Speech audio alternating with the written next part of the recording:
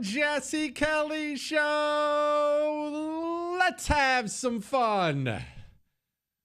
On a Tuesday, a glorious, magnificent Tuesday, and we have a huge smorgasbord type show for you tonight. There'll be everything from the new radical Democrat Party, illegal immigration, we have headhunters in our politics, and how soon is it appropriate to visit the location of a natural disaster. All that, emails, so much more coming up tonight on the world famous Jesse Kelly Show. But at the beginning, and I swear this is the only 10 minutes I'm going to try to do on it. That's not a promise because I'm a dirty liar and I may get distracted in a while. But let's just touch on the vote today really quickly. The Epstein stuff. I already did an hour on it last night. If you want to know my thoughts, they're long and complicated. iHeart, Spotify, iTunes, you can download the podcast. The entire hour one last night, I prepped you for what's coming this week. Epstein, what do we know? What do we think? What do we do? Oh, yes, I forgot, Chris, it's on YouTube. Jesse Kelly Show on YouTube. Is that it? At Jesse Kelly Show on YouTube. Go watch. It's all free. Just go if you want to see. If you want the hour, there it is.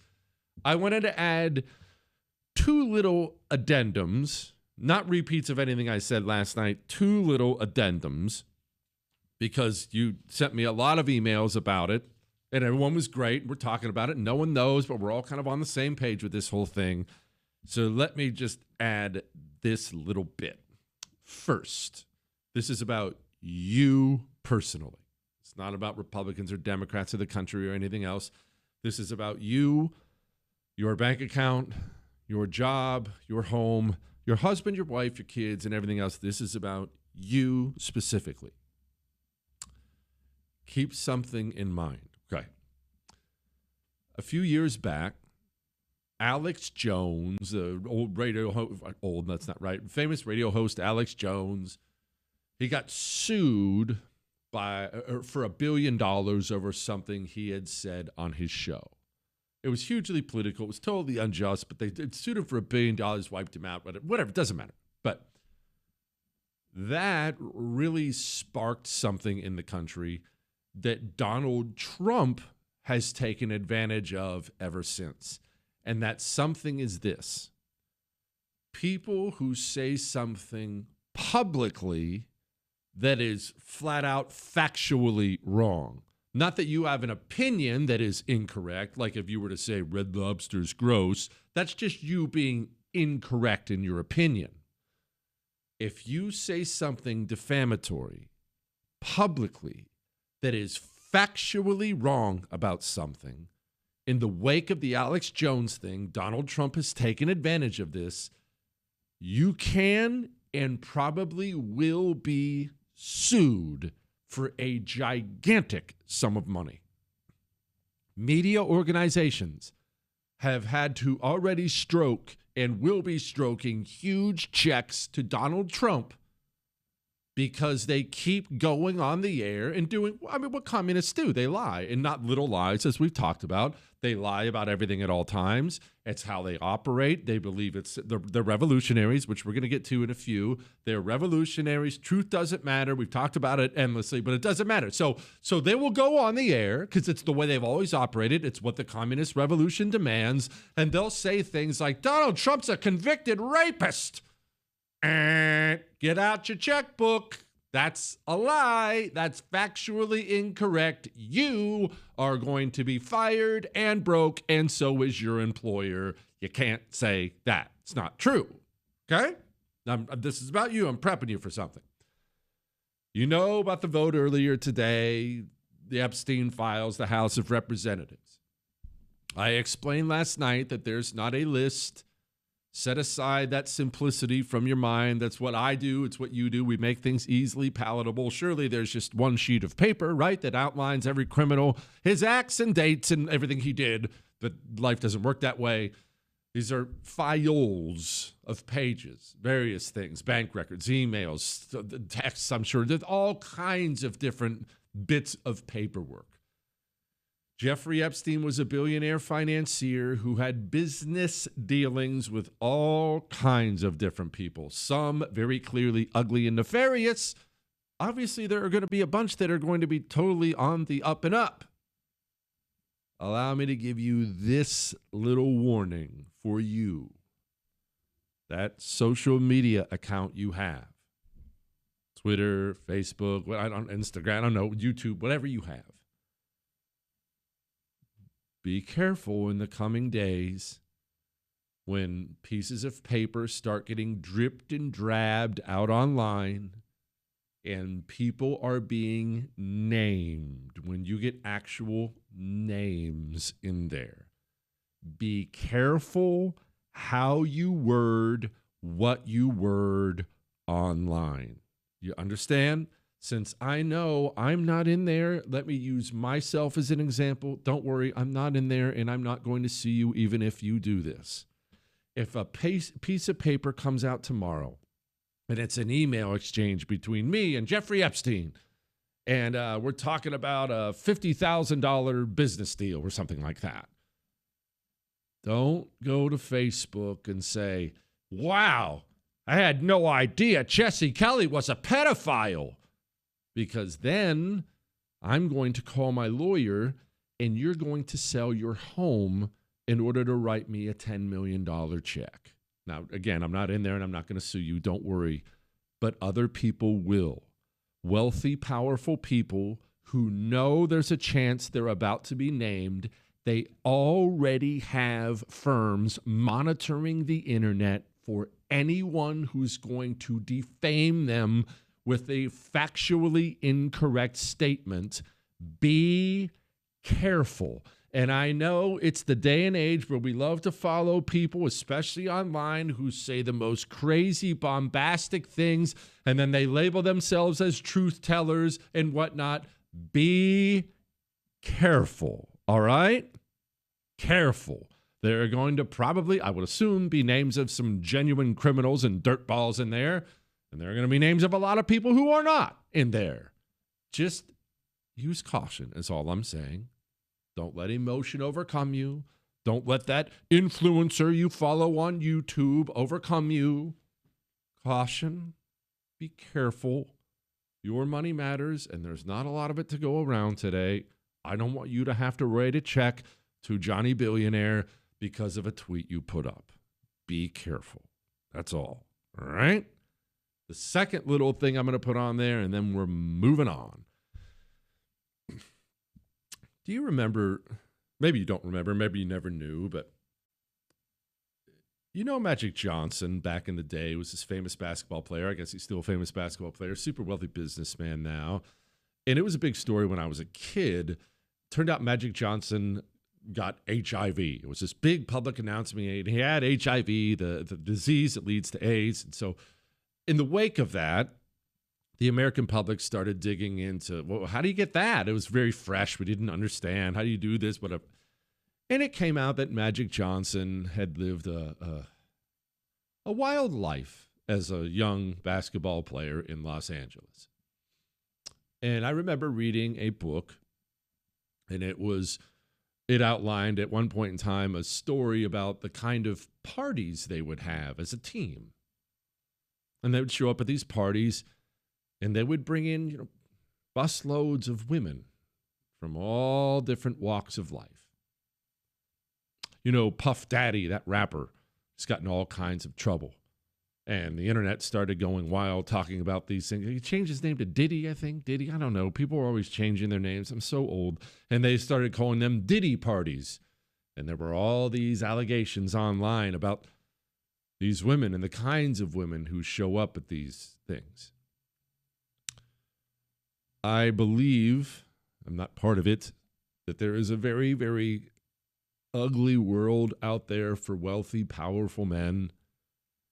And it is a world that you should, even if you end up with access to money and power, maybe you get an invitation one day, avoid that world because there's only trouble coming for you.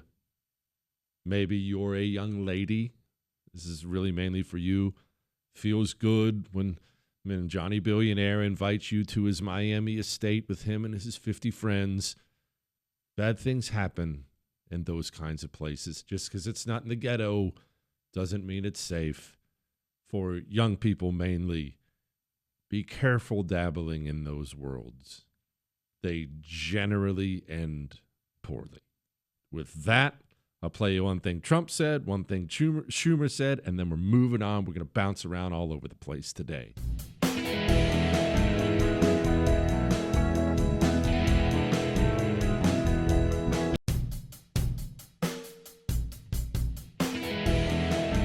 It is the Jesse Kelly Show on a wonderful Tuesday. Remember, you can email us, jesse@jessekellyshow.com. I'm going to get to the concept of revolution and the Democrat Party here in just a moment.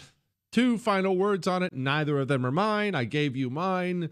Trump talking about the release of the Epstein files passed the House today. We have nothing to do with Epstein. The Democrats do. All of his friends were Democrats. You look at this Reid Hoffman, you look at Larry Summers, Bill Clinton, they went to his island all the time, and many others. They're all Democrats. All I want for people to recognize a great job that I've done on pricing, on affordability, because we brought prices way down, but they're going way lower. Okay, that's what he said. Chuck Schumer, word is out that Chuck Schumer is retiring in 2028, that he's not running for re-election. I think Chuck Schumer sees the writing on the wall that a lizard person like him is just not as committed enough of a communist in order to keep control of the Democrat Party. And if we're being honest, after statements like this, maybe he is past his prime. Just, I guess, a question that's out there. Why wouldn't they have been released the last 4 years when President Biden was in office? Well, that's the question every American is asking. Not every American, but so many Americans are asking. What the hell is he hiding? Why doesn't he want them released? He's asked about Joe Biden not releasing him. Well, that's what everyone's asking. He's a lizard person. There's nothing in there. Now let's discuss something. It could be, well, I've got 2 kids. I got 2 sons, as you know, James and Luke. I worry about them, not a ton. I'm not a stressed out, anxiety-ridden parent by any means. I don't stand by the front door staring out when they're out buying burgers or doing stupid things like boys go do, hanging out with their friends. But I have the same worries every parent worries. I worry about, what if they screw up their lives? What if they marry a redhead? What if they make some gigantic mistake? What if they get hooked on drugs? I think about drugs a lot. Maybe I got that from my parents. What if you get hooked on drugs? Bad people are hooked on drugs. What if one of them, what if Luke got hooked on drugs? Don't worry, Luke's fine. Turns into a disaster of a human being. Starts going in and out of jail, hooked on meth, just genuinely a bad person. Violent, drugged out, a disaster of a human being.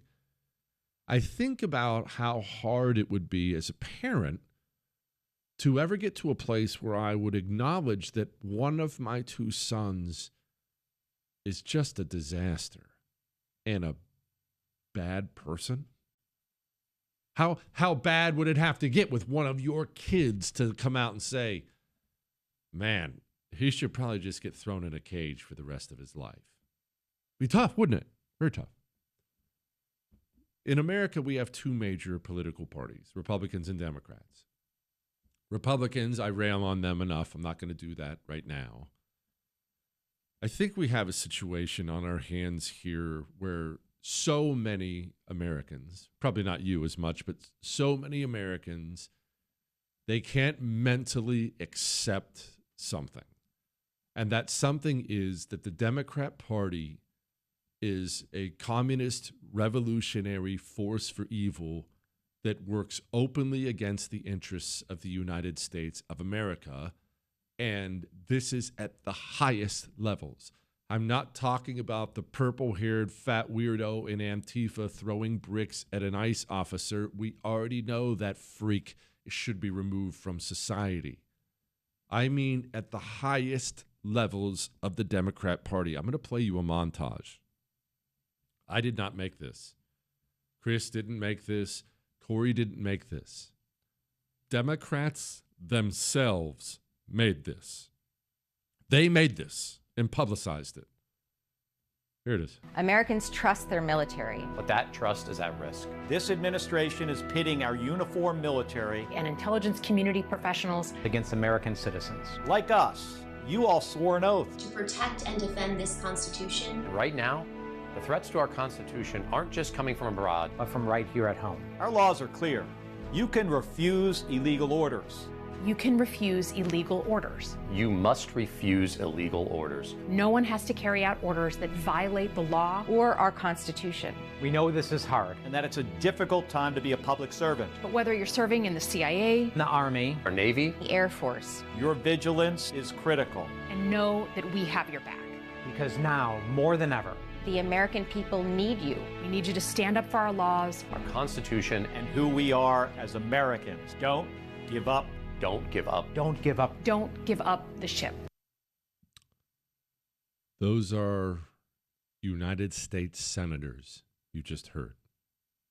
Slotkin, Kelly, with a pretty open call to spies in the CIA, military members, to defy orders that are coming down. An open call. Again, not from the tubby purple-haired freak on the corner in an Antifa uniform. An open call from United States senators. That has to be a wake-up call. Not the video itself, but just the idea that that would even happen. It has to shake people awake that we are dealing with revolutionaries, not Democrats, not liberals, not people who lean left, revolutionaries. And when you're dealing with revolutionaries, it's a whole new ball game. We'll talk about that in a moment.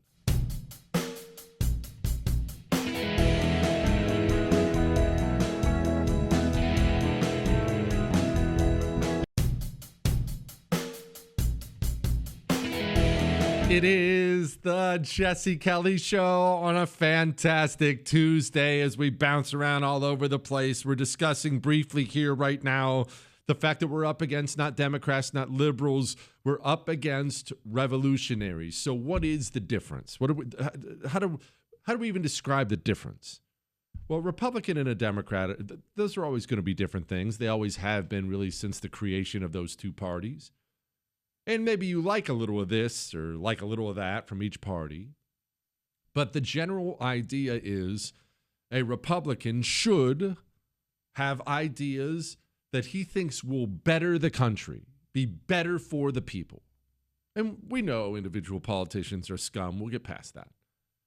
And ideally, a Democrat will as well. And I disagree with most Democrat policies, at least traditional Democrat policies, not the ones today. They're just crazy now. But ideally, you would like to believe as an American citizen that when you're proposing things as a Democrat, that you think it would better your community and your state and your country. Maybe you're misguided or wrong, but you believe it. But a revolutionary is something different. A revolutionary is someone committed to burning the whole thing down, and their interest is lying to you about it. Now, what kind of person would want to burn down their own country? I've had that question so many times when we talk about communists. Why do they want to burn down their own country? These people get into power, and they always just massacre their own country. How could you do that? Pol Pot takes power and kills 25% of his country. Has never been done. A percentage that Stalin couldn't reach. Mao, Hitler, you name them. Nobody could reach the percentage Pol Pot reached, and he did it in like 4 years. It's no time. It's massacred everybody. How could you do that to your own country? That is actually the central difference right there in what makes a Democrat versus what makes a revolutionary. The central difference is Do you see yourself as a citizen of a country you want to improve, or do you see yourself as a citizen of the world and you want to burn your country down? For instance, what would it sound like if there was a Democrat politician who wasn't interested in improving their city or their state or their country? Patriotism is a ridiculous concept to them. They're a global part of the communist revolution. What would it sound like when they talked? Let's go to New York City and find out, shall we? So I've said time and again that I believe this is a city of international law, and being a city of international law means looking to uphold international law, and that means upholding the warrants from the International Criminal Court, whether they're for Benjamin. A city of international law. That's incoming New York City Mayor Zohran Mamdani. He was about to go off about Netanyahu or whatnot, but this statement alone, just think about this statement. Remember, he's about to be mayor of New York City. He himself is subject to New York City laws, New York state laws. He is subject to federal laws. These are, authority-wise, the only laws he should really care about. And the people themselves, he should only really care about New York City, right? But that doesn't sound like how he sees himself. So I've said time and again that I believe this is a city of international law, and being a city of international law means looking to uphold international law. And that New York City doesn't have international law. It has New York laws. It has United States of America laws. The difference between a Democrat and a revolutionary really comes down to patriotism. Is there a Democrat? There probably aren't any left today, not very many anyway.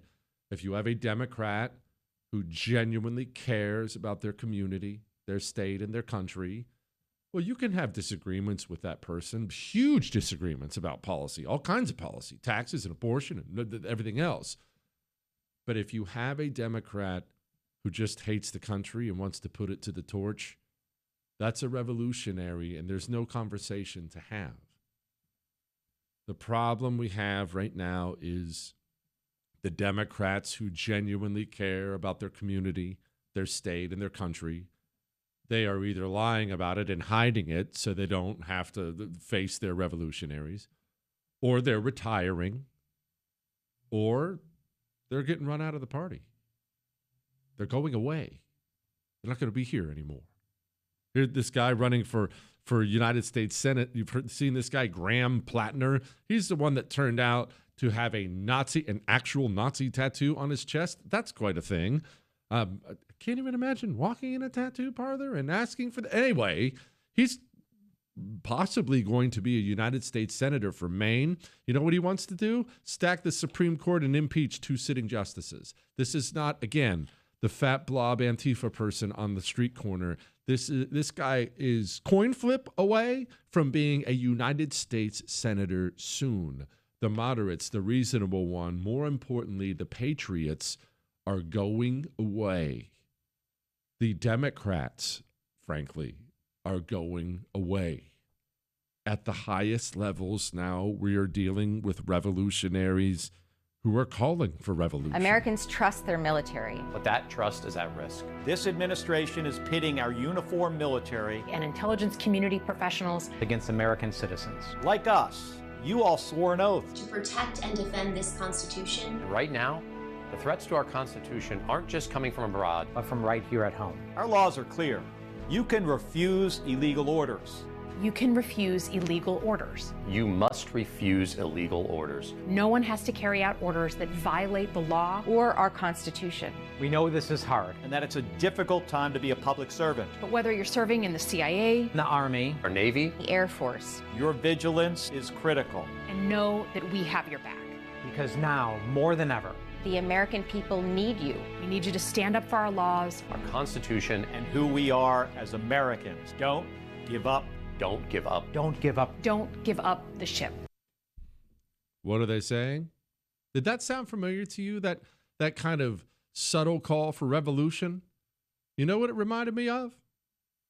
This. We might call this getting strike ready. I think of it as getting us strike ready or street ready.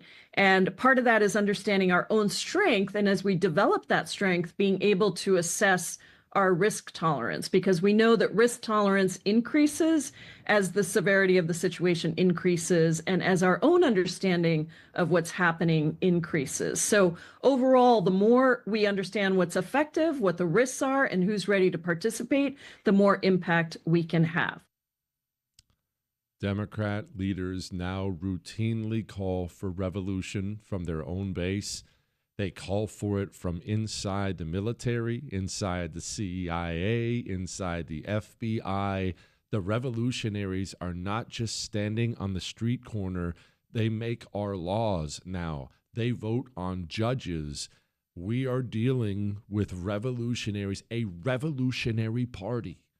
We have two parties, and one of them sucks beyond belief, and the other one's trying to burn the country down. That's quite a place to be, isn't it? So what we have to do is fix the party that sucks and then defeat the one that's trying to burn the country down. It really comes it's that simple. We have to run the losers out of the Republican Party, get involved in our primaries, fortify our communities and our states, and then we have to defeat the revolutionaries because, man alive, can you even imagine what these people are going to do when they take power again? Ugh, gives me the willies. Let's do some emails, shall we? Next.